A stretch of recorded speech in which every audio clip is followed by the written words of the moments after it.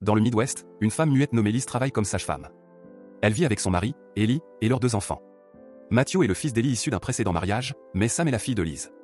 Un jour à l'église, la communauté accueille un nouveau prédicateur, connu seulement sous le nom du révérend. Alors qu'il parle de faux prophètes et de la façon dont ils détruisent la société, Liz devient de plus en plus effrayée. Ellie s'en inquiète, mais elle prétend que tout va bien. Après la messe, Liz voit le révérend toucher le ventre de la femme enceinte Abigail et s'inquiète. Ellie se présente avec les enfants au révérend, mais Liz reste dans la calèche pour l'éviter. Soudain, Abigail commence le travail et est ramenée dans l'église.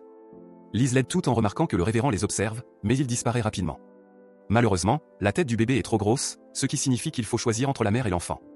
Liz finit par euthanasier le bébé pour sauver la vie d'Abigail.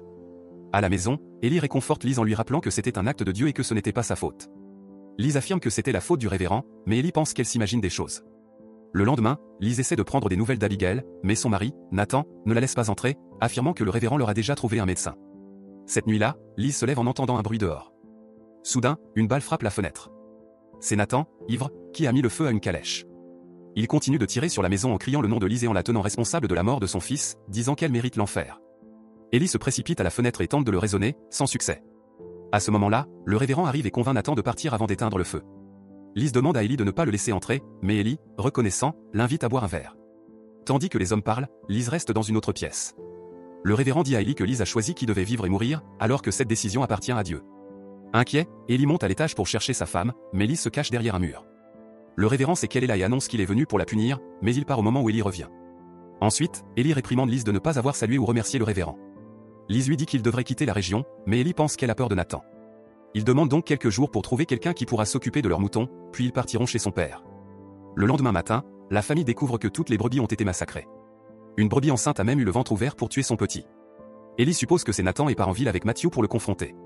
Pendant ce temps, Liz bande les yeux de Sam pour qu'elle ne voie pas le massacre. Ensuite, elle se rend dans la grange pour nettoyer. Soudain, quelqu'un ferme la porte à clé et Liz panique. En regardant par un trou, elle est horrifiée de voir le révérend emmener Sam. Liz essaie de grimper sur un tabouret posé sur une table pour atteindre la fenêtre, mais elle tombe et perd connaissance. En ville, Ellie arrive chez Nathan, pour découvrir qu'il a déménagé. Lorsqu'il rentre chez lui, il voit Liz se réveiller dans la grange désormais ouverte. Elle lui dit que le révérend l'a enfermée et cherche désespérément Sam, qui était simplement en train de se reposer derrière la maison. Cette nuit-là, Liz demande à Sam ce que le révérend lui a dit. Sam demande à sa mère si elle est mauvaise, expliquant que le révérend a dit qu'elle avait tué quelqu'un et qu'il était venu la ramener d'où elle venait. Plus tard, Liz attend qu'Ellie dorme pour quitter la maison à cheval. À l'église, elle fouille la chambre du révérend avec un couteau à la main, prête à le tuer. Cependant, lorsqu'elle soulève la couverture, elle trouve la poupée de Sam à la place. Pendant ce temps, le révérend s'introduit dans la maison de Liz et observe tout le monde dormir. Ellie se réveille en entendant un bruit et va voir les enfants, remarquant que la lumière est allumée dans la grange. Armé, il entre, mais le révérend le surprend par derrière et le poignarde à plusieurs reprises. Quand Ellie lui demande pourquoi, le révérend répond « parce qu'elle t'aime ». Lorsque Liz revient, elle trouve Ellie avec les entrailles autour du cou. Il lui demande la paix, mais Liz n'ose pas.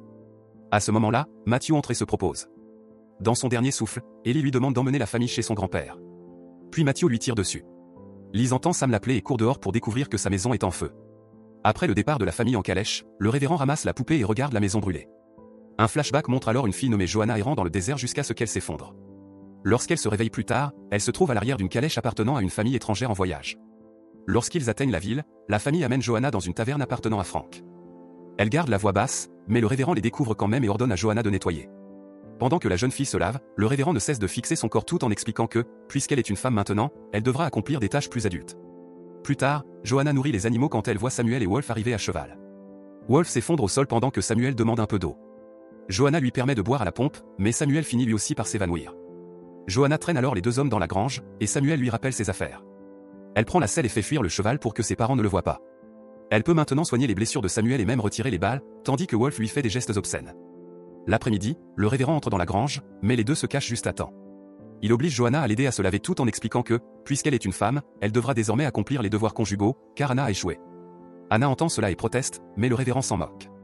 Cette nuit-là, Anna tente de se montrer intime avec lui, espérant que le satisfaire détournera son attention de Joanna, mais le révérend la repousse.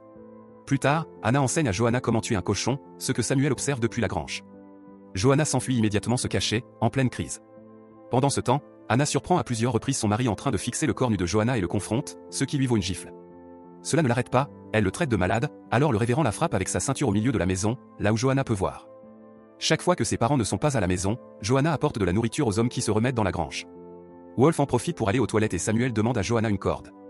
Quelques secondes plus tard, Samuel insère un nœud coulant par un trou et commence à étrangler Wolf sous les yeux de Johanna.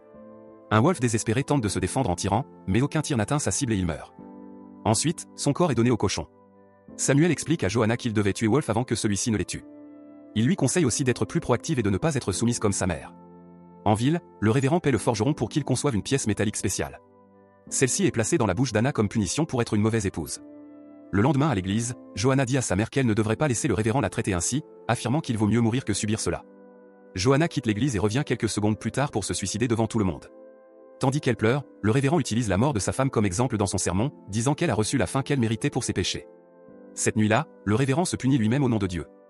Johanna se précipite à la grange et tente de coucher avec Samuel, mais il la repousse, sachant qu'elle n'est pas dans son état normal. Il la console dans son deuil. Le lendemain, le révérend emmène Johanna à la chapelle pour l'épouser. Quand elle comprend ce qui se passe, elle crie et essaie de s'enfuir, mais le révérend l'attrape et lui insère l'appareil métallique dans la bouche. Il commence à prononcer les mots de la cérémonie, mais il est interrompu par Samuel, qui entre dans la chapelle et laisse tomber sa selle par terre, révélant une bourse pleine de pépites d'or.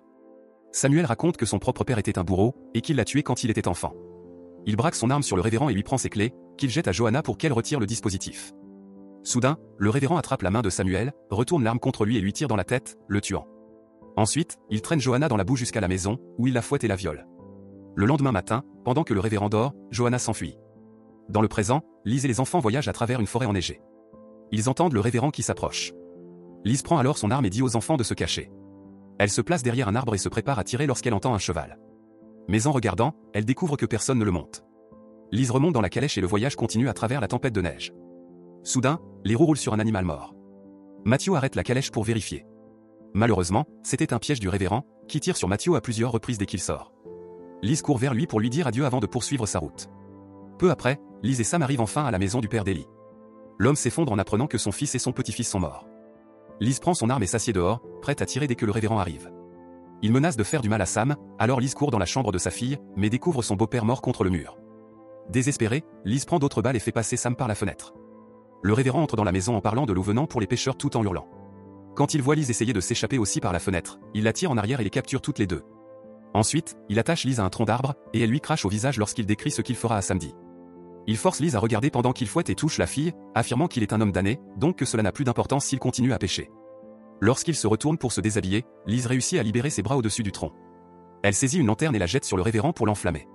Comme il ne cesse de parler de Dieu, Lise prend son arme et lui tire dessus, projetant son corps à travers la fenêtre. Des mois plus tard, Lise a transformé l'endroit en Syrie, comme son beau-père l'avait souhaité.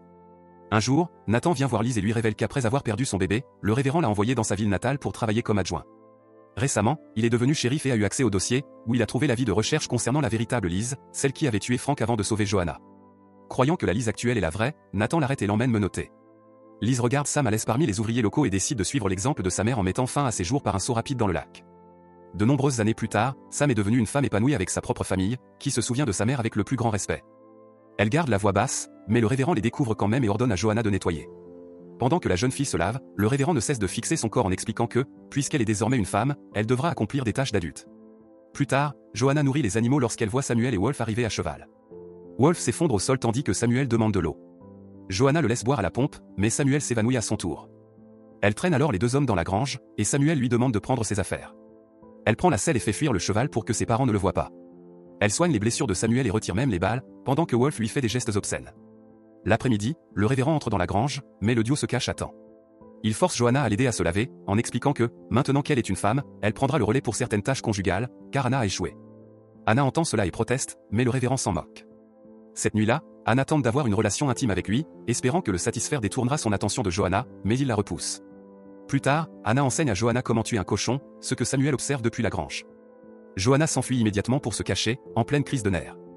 Pendant ce temps, Anna surprend à plusieurs reprises son mari en train de fixer le corps nu de Johanna et le confronte, le révérend la gifle.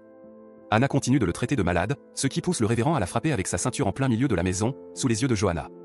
Lorsque ses parents ne sont pas là, Johanna apporte de la nourriture aux deux hommes convalescents dans la grange. Wolf en profite pour aller aux toilettes et Samuel demande une corde à Johanna. Quelques instants plus tard, Samuel passe une corde à travers un trou et commence à étrangler Wolf pendant que Johanna regarde. Un Wolf désespéré essaie de se défendre en tirant, mais aucun coup ne fait mouche et il meurt. Ensuite, son corps est donné au cochon. Samuel dit à Johanna qu'il devait tuer Wolf avant que ce dernier ne les tue. Il lui conseille aussi d'être plus active et de ne pas être soumise comme sa mère. En ville, le révérend paie le forgeron pour fabriquer une pièce métallique spéciale. Il la place dans la bouche d'Anna comme punition pour avoir été une mauvaise épouse. Le lendemain, à l'église, Johanna dit à sa mère qu'elle ne devrait pas laisser le révérend la traiter ainsi, affirmant qu'une fin serait meilleure que les abus. Johanna sort du bâtiment puis revient quelques secondes plus tard pour se suicider devant tout le monde. Tandis qu'elle pleure, le révérend utilise la mort de sa femme dans son sermon, disant qu'elle a eu la fin qu'elle méritait pour ses péchés. Cette nuit-là, le révérend se punit au nom de Dieu. Johanna court jusqu'à la grange et tente d'avoir une relation avec Samuel, mais il la repousse, comprenant qu'elle ne pense pas clairement. À la place, il la réconforte dans son chagrin.